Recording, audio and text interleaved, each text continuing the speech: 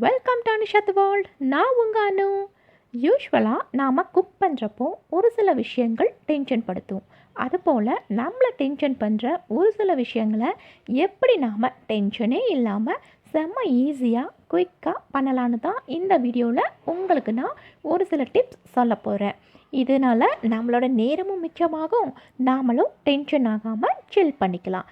So இந்த video skip பண்ணிக்காமல் கடைசி வரைக்கும் பாருங்கள், நீங்களும் இந்த ட்ரிக்ஸை தெரிஞ்சுக்கோங்க. இப்போ வாங்க ஸ்ட்ரைட்டாக வீடியோக்குள்ளே போகலாம். வீட்டில் முட்டை வேக வைக்கிறப்போ சம்டைம்ஸ் அது உடஞ்சி போயிடும், உரிக்கவும் வராது, பார்க்க நல்லாவே இருக்காது. அப்படி உடையாமல் ஈஸியாக சீக்கிரமாக குக் ஆகணும்னா 1/2 ஸ்பூன் சால்ட், 1/2 ஸ்பூன் ஆயில் சேர்த்து கரெக்டாக 7 நிமிஷம் வேக வச்சோம்னா உள்ளே நல்லா குக் ஆகிடும், உடையவும் உடையாது.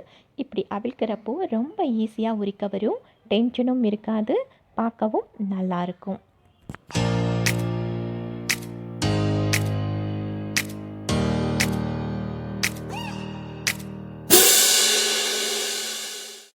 உண்மையாகவே இந்த வெங்காயம் உரிக்கிறது ரொம்பவே சேலஞ்சிங்கான விஷயம்.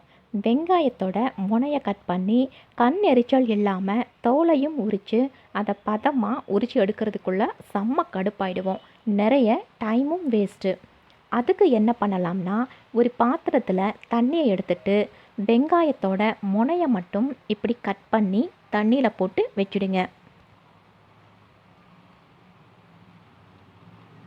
இப்படி எவ்வளோ வெங்காயம் உரிக்கணுமோ அதை ஃபுல்லாக முனையை மட்டும் கட் பண்ணி தண்ணியில் போட்டு வச்சிடணும்.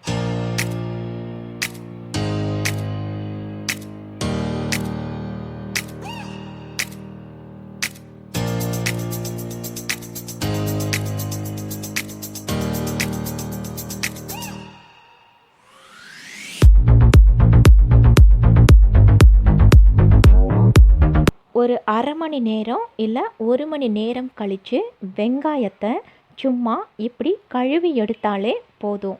ரொம்ப அழுத்தி தேய்க்கணுன்னெல்லாம் இல்லை, ரொம்ப ஈஸியாக தோல் மட்டும் தனியாக உறிஞ்சி வந்துடும். இப்படி செய்கிறதுனால வெங்காயமும் கழுவின மாதிரி ஆகிடும், நமக்கும் கண் எரிச்சல் இல்லாமல் ரொம்பவே ஸ்ட்ரெயின் பண்ணாமல் தோல் தனியாகவும் வெங்காயம் தனியாகவும் ரொம்ப அழகாக பிரிஞ்சு வந்துடும். நம்மளுடைய நெயில்ஸும் அழுக்கு படியாமல் டேமேஜ் இல்லாமல் பார்த்துக்கலாம். நிறைய வெங்காயம் இருக்கிறப்போ இப்படி இந்த டிப் ஃபாலோ பண்ணினா உங்களுடைய டைமும் மிச்சம், கண் எரிச்சலும் இருக்காது.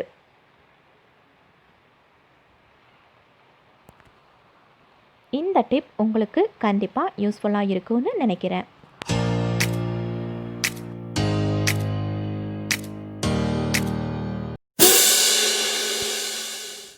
நாம் கத்திரிக்காய் கட் பண்ணி அதை தண்ணியில் போட்டு வைப்போம், ஏன்னா அது கருப்பாகாமல் இருக்கும். இப்படி என்ன தான் நாம் கட் பண்ணி தண்ணியில் போட்டு வச்சாலும் அதை உடனே குக் பண்ணணும். அவசரமாக இருக்கிற வேறு ஏதாச்சும் வேலையை பார்த்துட்டு வந்து அப்புறமா கட் பண்ணின கத்திரிக்காயை வந்து குக் பண்ணனாலும் பார்த்தா தண்ணியில் இருக்கிற கத்திரிக்காயும் அதுக்குள்ளே கருப்பாக இருக்கும்.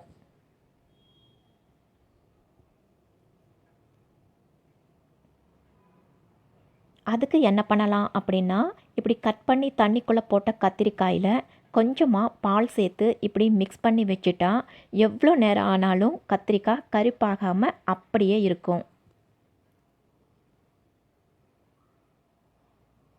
இதை நான் கட் பண்ணி 4 ஹவர்ஸ் ஆயிடுச்சு. பால் மிக்ஸ் பண்ணதுனால அப்படியே கலர் மாறாமல் இருக்குது. பால் இல்லைன்னா இதுக்கு பதிலாக கொஞ்சமாக ஆயில் கூட சேர்த்திக்கலாம். அப்படி ஆயிலும் சேர்த்திக்க விருப்பம் இல்லைன்னா இது கூட கல் உப்பும் சேர்த்துக்கலாம், கலர் மாறாமல் அப்படியே இருக்கும். இந்த 3 டிப்ஸும் உங்களுக்கு யூஸ்ஃபுல்லாக இருக்கும்னு நினைக்கிறேன். இது போல் யூஸ்ஃபுல் டிப்ஸ் வேணும்னா கீழே இருக்கிற ரெட் கலர் சப்ஸ்கிரைப் பட்டனை ப்ரெஸ் பண்ணிவிட்டு கூடவே அந்த பெல் பட்டனும் ப்ரெஸ் பண்ணிவிடுங்க. அப்போ தான் நோட்டிஃபிகேஷனில் காட்டும். தேங்க்யூ.